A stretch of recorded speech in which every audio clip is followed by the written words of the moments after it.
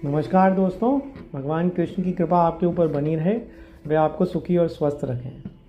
आज हम भगवद गीता के प्रथम अध्याय अर्जुन विषाद योग को अत्यंत गहराई से इसी एपिसोड में 2 भागों में क्रमबद्ध रूप से समझेंगे। ये केवल कथा का आरंभ नहीं है, ये चेतना का जागरण की प्रथम सीढ़ी है। यह वह क्षण है जब मानव पहली बार अपने भीतर की लड़ाई को पहचानता है। अध्याय 1, जैसा कि आप जानते हैं, अर्जुन विषाद योग के नाम से जाना जाता है। युद्ध भूमि से चेतना भूमि तक। क्यों प्रथम अध्याय सबसे महत्वपूर्ण है? अधिकांश लोग सोचते हैं कि पहला अध्याय केवल पृष्ठभूमि है, युद्ध का वर्णन है, सेनाओं का परिचय है, अर्जुन का शोक है।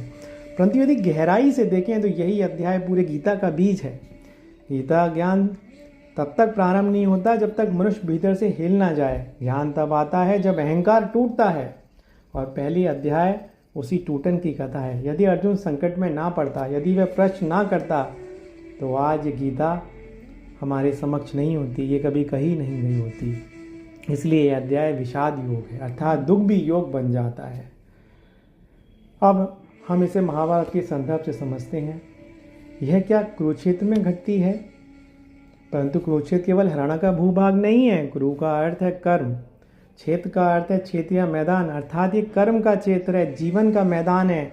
यह युद्ध हर मनुष्य के भीतर चलता है। एक ओर हमारे उच्च आदर्श सत्य और धर्म, दूसरी ओर मोह, भय, स्वार्थ। पांडव और कौरव केवल पात्र नहीं है, ये मन के 2 पक्ष हैं। धृतराष्ट्र का प्रश्न अंधापन का प्रतीक। अध्याय का प्रारंभ होता है धृतराष्ट्र के प्रश्न से, धर्म क्षेत्र कुरुक्षेत्र। धृतराष्ट्र जन्म से अंधे थे। यह केवल शारीरिक अंधापन नहीं है, यह आध्यात्मिक अज्ञान का प्रतीक है। यह पूछते हैं, मेरे और पांडु के पुत्रों ने क्या किया?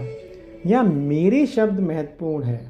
अहंकार और पक्षपात को दिखाता है। जब मन अज्ञान में होता है तो वहाँ सत्य को नहीं देखता, केवल अपना पक्ष देखता है।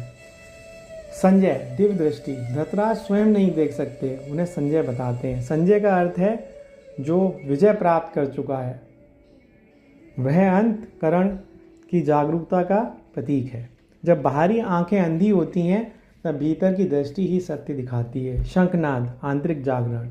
दोनों सेनाएं शंख बजाती हैं। ये केवल युद्ध का संकेत नहीं है, शंख ध्वनि प्राण को जगाती है, यह चेतना का उद्घोष है।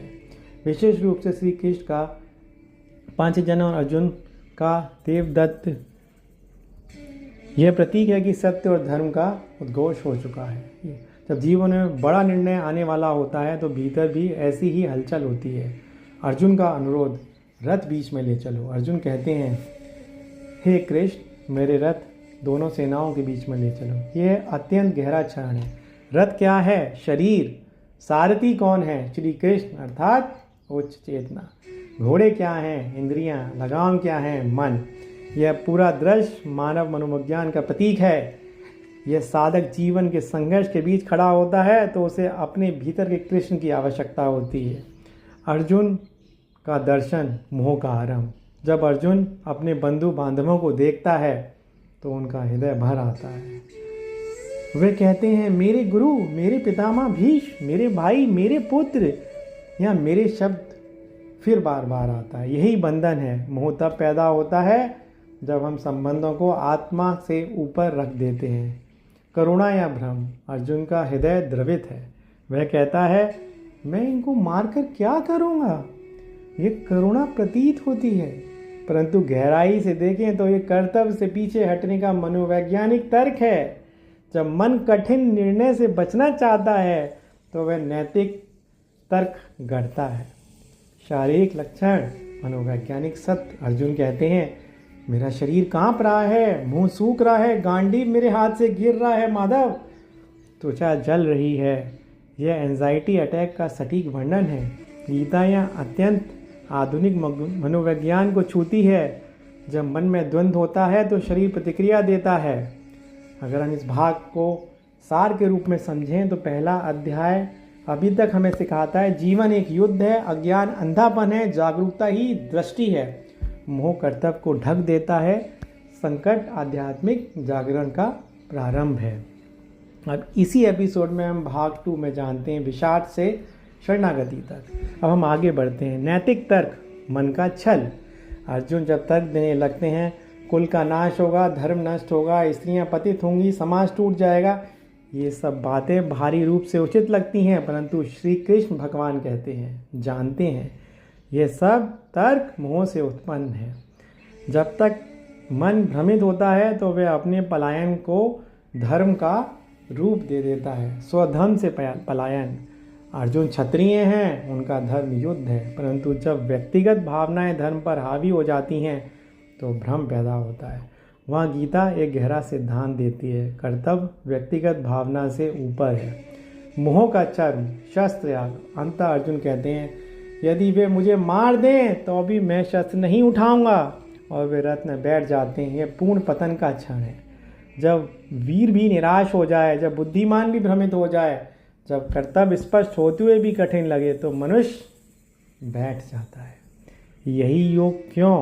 अब प्रश्न आता है, इस अध्याय को योग क्यों कहा गया? क्योंकि विषाद ने अर्जुन को तोड़ा और टूटन ने उसे झुकाया और झुकाव ने उसे भगवान श्री कृष्ण का शिष्य बनाया। यदि अहंकार बना रहता तो वह प्रश्न न करता। इसीलिए दुख भी कृपा है। शरणागति का जन्म। हालांकि औपचारिक शरणागति दूसरे अध्याय में होती है, परंतु बीज यहाँ जन्म ले चुका है। अर्जुन जब अपनी सीमाएं पहचान चुका है, आध्यात्मिक यात्रा का पहला कदम है मैं नहीं जानता। मनोवैज्ञानिक गहराई। यह अध्ययन हमें दिखाता है संघर्ष से भागना समाधान नहीं, भावना और कर्तव्य में अंतर समझना आवश्यक है। मोह तर्क का रूप ले सकता है, संकट विकास का अवसर है। आधुनिक जीवन में अध्याय 1 की महत्वपूर्णता। आज का मनुष्य भी अर्जुन है। करियर बनाम परिवार, सत्य बनाम सुविधा, कर्तव्य बनाम भावना। हम भी कई बार रथ में बैठ जाते हैं, परंतु जब तक हम अपने भीतर के कृष्ण भगवान को नहीं पुकारते तब तक समाधान नहीं आता। प्रथम अध्याय का आध्यात्मिक रहस्य। यह अध्याय हमें 3 स्तरों पर तैयार करता है। अहंकार का विघटन, मोह का अनावरण, गुरु की आवश्यकता का अनुभव।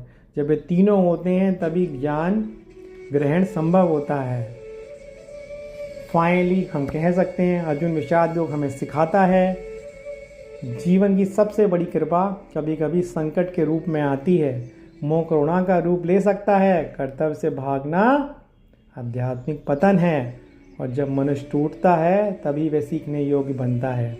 यदि हम एक बात में कहना चाहें, जब मनुष्य अपने सीमित ज्ञान पर संदेह करता है तभी दिव्य ज्ञान का द्वार खुलता है। जय श्री कृष्णा दोस्तों।